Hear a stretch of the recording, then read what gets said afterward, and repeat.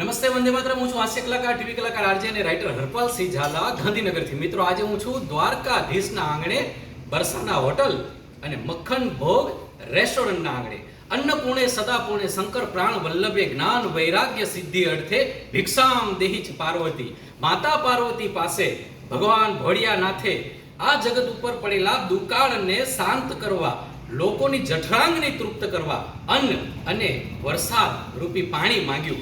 એમ અમારી આ ગોટે ચડેલી જઠરાંગીને આજે આ સુંદર મજાના પ્રભુએ સુંદર મજાનું ભોજન જમાડીને જે તૃપ્ત કરી છે એનો અનહદ રાજીપો તમને બધાયને, દ્વારકાવાસીઓને અને જગત આખાયમાં જે સ્વાદના રસિયાઓ છે એ બધાયને એક નમ્ર અપીલ છે કે પ્રભુ આપ માવતર જો દ્વારકાધીશના દર્શને આવો તો જરૂરથી એકવાર મુલાકાત લેજો.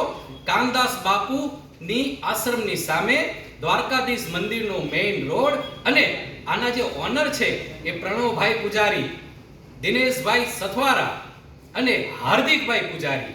જી હા, જે મંદિરમાં સેવા પૂજા આપે છે.